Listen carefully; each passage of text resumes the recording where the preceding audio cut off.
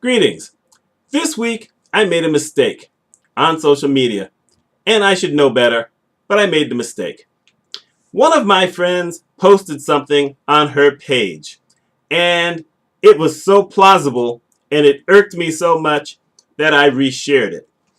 Now, the thing is, most of the times when she puts certain things up that may seem a little dodgy or shaky, I go look it up, and quite often I have found that what she has posted isn't true. Where she got it is one of those disreputable sites, and then I share with her, okay, no, this isn't exactly true. Let me share this with you. And I do that often.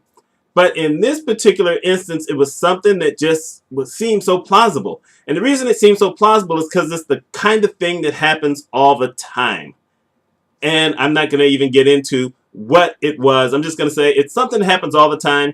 So it seemed really plausible. I shared it. Got a lot of comments on it from people who were upset by the thing. And, we were all upset by it. But the son of a friend of mine, he's in his 30s, so it's not like he's a kid, he did what I usually do, which is he went to look it up. And it turned out that it wasn't true. And I had to give him props for it. I said, yep, you're absolutely right. It turned out not to be true, because then I went to look it up. And this kind of follows what I've always kind of said when it comes to being in a leadership position and needing to evaluate people and evaluate them for yourself without necessarily listening to what someone else says. Everyone has an agenda. I hate to say that, but it's true. Even I have an agenda. My agenda may be a different type than other people when it comes to leadership and production and some of the things I do, but I still have an agenda. Well, sometimes people have an agenda against someone for whatever reason, and something will irk them. So I used to get a lot of people who would come in and complain to me about someone else. And I never took any of that as gospel. If a supervisor came to me about something, that was a different story. But if it was just someone who was a coworker, I never took any of that stuff at face value. I had to find out for myself, because I was not going to get caught disciplining someone or talking to someone about something and then find out that it wasn't true and the other person had misinterpreted it.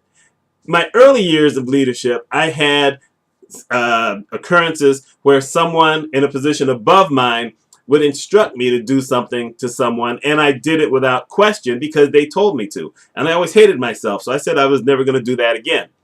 So I decided that that wasn't going to be my style. And I get away with it because it's fair and it's honest. And if someone is doing something a certain way, they're not going to find out who told me. Most of the time, they're going to know, okay, yeah, I'm doing that and whatever. We're either going to get it corrected or something else is going to happen. Don't have to say it.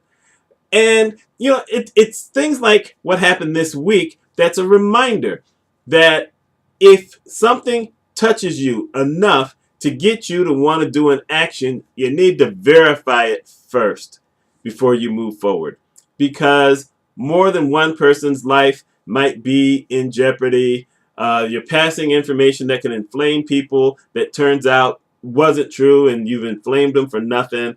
They now get a bit worried about trusting your judgment in doing things. And I should have known better, because even though this is a long-term friend of mine, she has shared a lot of stuff that has been not true. Just proves that we're all human, and proves that even if you teach other people the lessons or you try to tell other people about the lessons, sometimes you're going to fall for it. I ain't close to perfect.